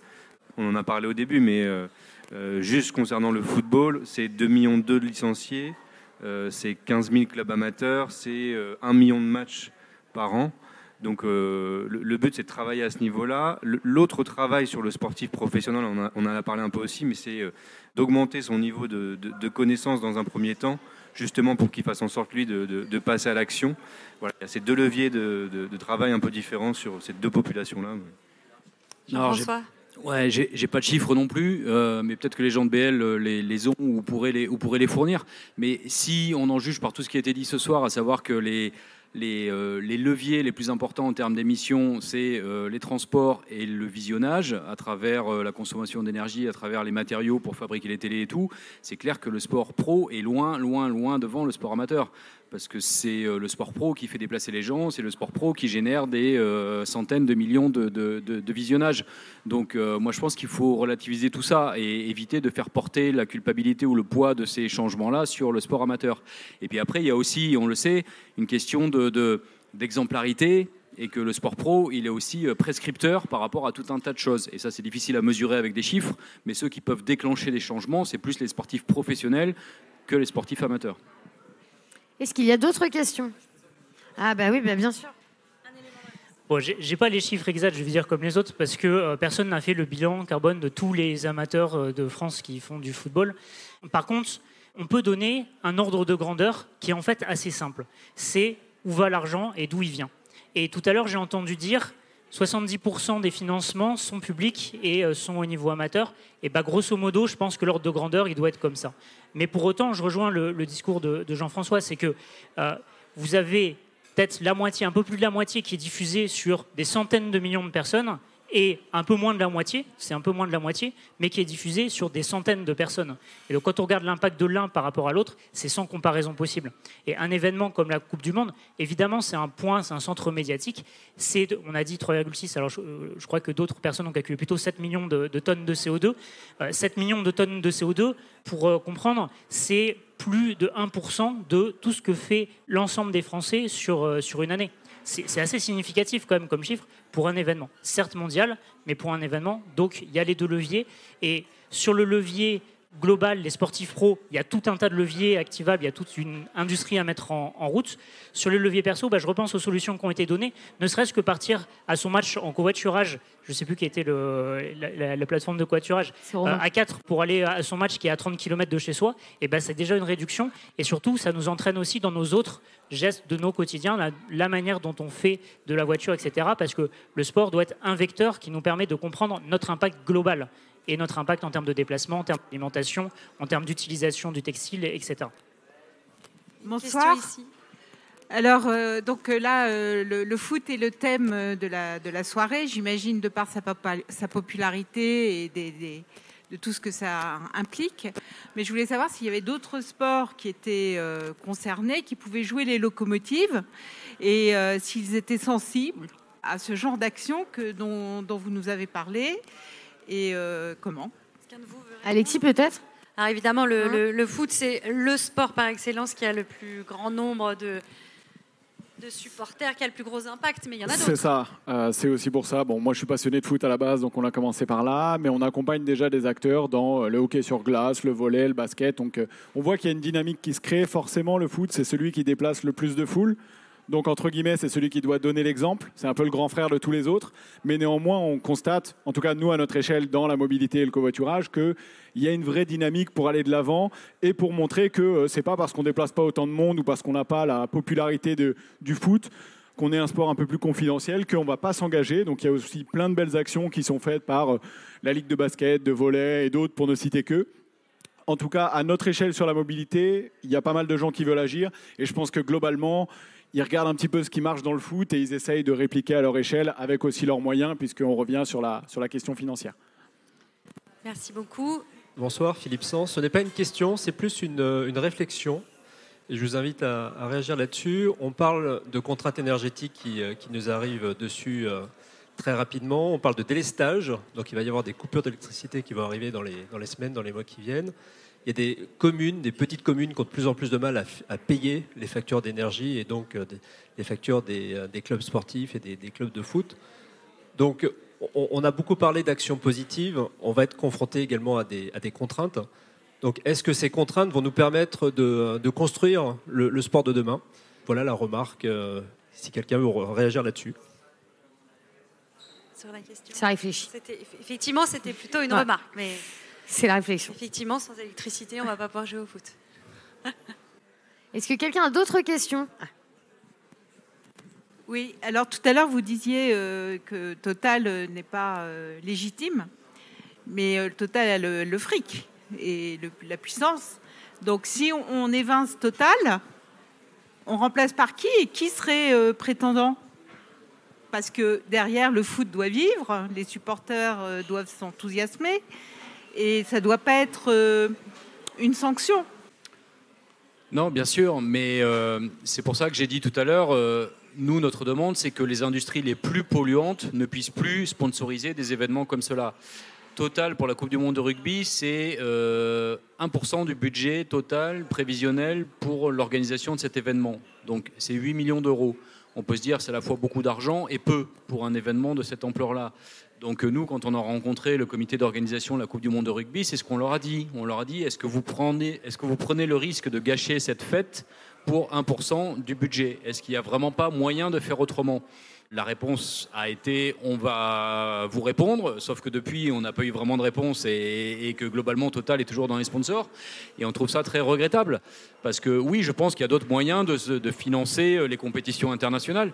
Il y a sûrement moyen aussi de repenser ces budgets-là. On peut aussi faire de belles compétitions sans dépenser autant d'argent et puis pour l'argent dont on a besoin, parce qu'il y a toujours besoin d'argent pour organiser ces événements-là, on peut choisir d'autres sponsors que Total. On peut éviter d'avoir le Coca-Cola, plus grand pollueur de plastique au monde, sponsor de la Coupe du Monde ou de la COP Climat, parce qu'on parlait de la COP Climat tout à l'heure. Voilà, il y a des choses qui nous paraissent évidentes et qu'on ne devrait plus accepter, encore une fois, en 2022. Oui, je veux juste dire un point complémentaire. Il y a aussi des marques qui ne souhaitent pas s'associer à certains événements, parce qu'il y en a d'autres qui y sont. C'est-à-dire qu'on a des pertes financières de certains sponsors qui veulent pas être associés à d'autres marques. Donc vous voyez, c'est aussi une perte. Ensuite, il faut juger de la singularité et de la sincérité d'une transformation. À partir de quand vous jugez qu'une entreprise est sincère dans sa transformation? Par exemple, si elle nous communique une stratégie de décarbonation à horizon 2030, par exemple, ce qui n'est pas le cas de Total.